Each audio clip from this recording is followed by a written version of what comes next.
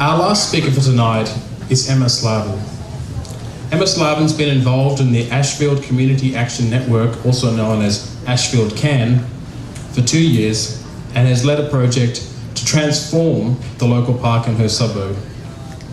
Along the way, the project has transformed her, and she went from a career in visual arts and education to working for Social Fabric, a community development and placemaking consultancy, as well as starting her own landscape design and education business. Please join me in welcoming Emma Slavin.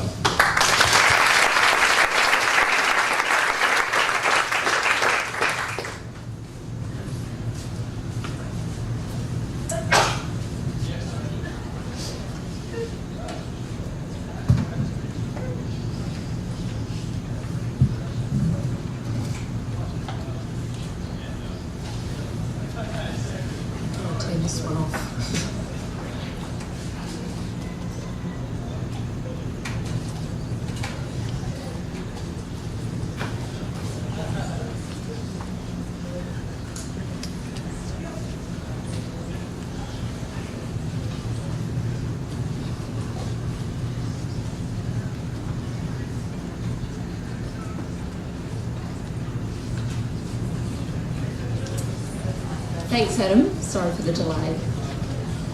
It's great to be here tonight to talk on behalf of the Ashfield Community Action Network, or Ashfield CAN as we call it, about the work that we're doing in our local community, and specifically our project to transform our local park, Gary Blanche Reserve.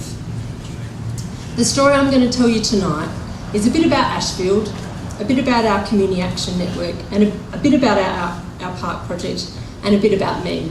Because as Adam said, this project has been a real catalyst for me personally, as is evidenced by the fact that instead of dashing home from footy training this evening with my boys, I'm up here talking to all of you. I hope I can share with you some of the strategies we used in our community, and I hope that my story of the personal rewards I have gained from this project inspires you to work in your own communities. I think it's important to mention Ashfield because it demonstrates that urban renewal, the new urbanism being discussed tonight, is not just happening in the inner city. It doesn't always look the same, and it's not always driven by the same sorts of people. It can happen anywhere. Part of the town of Bassendean, Ashfield is a little suburb that sits beside the river between Bayswater and Bassendean. Traditionally a low socio-economic area, with a high level of social housing.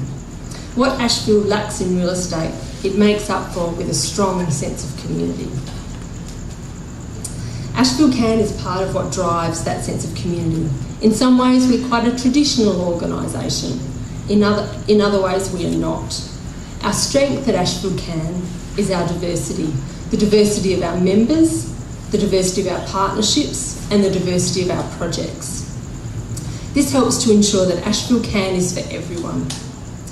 And we work hard to communicate with our community through regular monthly meetings, printed newsletters, and our website. We pride ourselves on the fact that we are not just a forum for complaints, but that we generate solutions and ideas. We tackle details, but we look at the bigger picture as well. At Ashfield CAN, our objectives are to bring about positive change for individuals in Ashfield, our community as a whole, our natural environment and our built environment. The park project that I want to talk to you about tonight comes pretty close on all of those goals.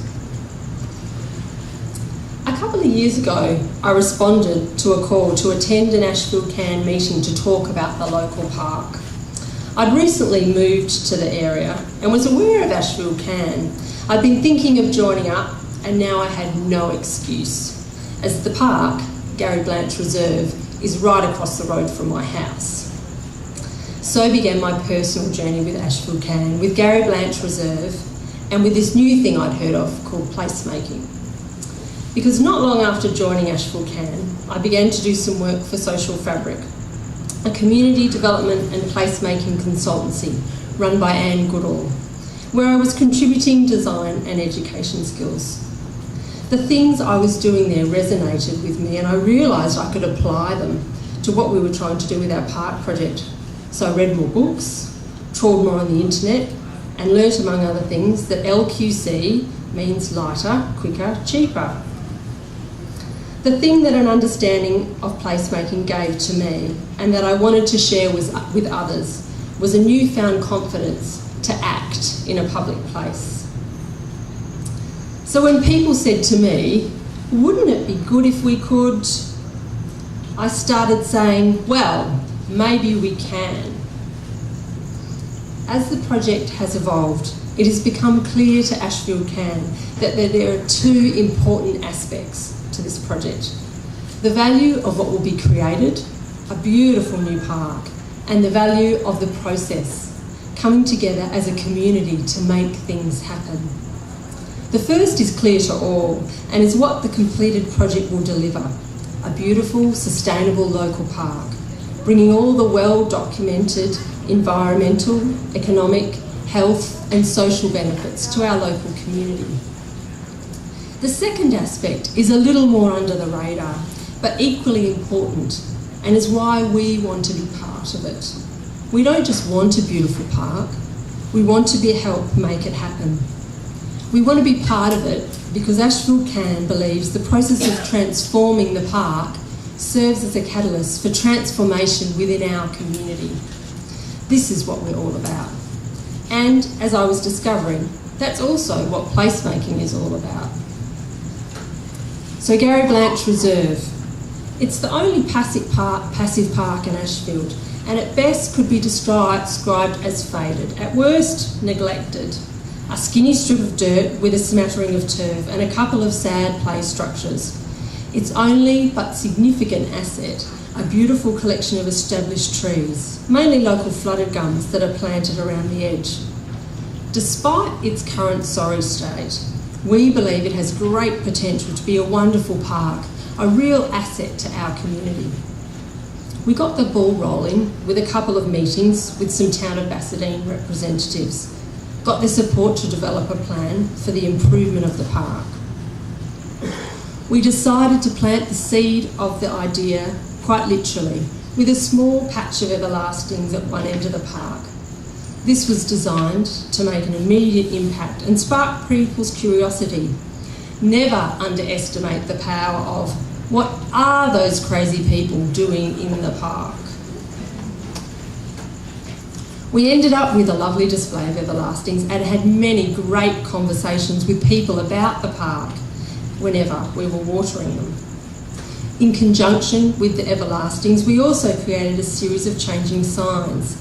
These were designed to interrupt the park and plant a few ideas in everyone's head about the importance of parks and the possibilities of ours. Our next step was the tried and true community barbecue in the park, where there were lots of discussions about the park and lots of people interested in being part of the project. We decided to approach the development of the park in two ways, the short term and the long term. In the short term, those quick wins that everyone's been talking about, we developed a program of fun events and activities to attract people to the park, and also worked on a number of short-term physical improvements to the park. These activities all fall under the lighter, quicker, cheaper category and were designed to activate the space and provide opportunities for people to get together. To address our long-term goals, we set about developing an overall plan for the redevelopment of Gary Blanche Reserve. To come up with this plan, we held community planning workshops, created a working group, communicated progress and ideas in our newsletters, and used every one of our events in the park to gather feedback and have conversations about the park. Everything we've done so far is about getting together, creating connections, developing friendships, working in partnership, having conversations, having fun. Events in the park have injected some love back into it and served as a powerful way to engage people in the project. Not everyone wants to come to a workshop or to a sit-down meeting, but many are happy to come to a barbecue and have a chat. We've had a wonderful, broad cross-section of the community attend the many events and activities associated with the project so far.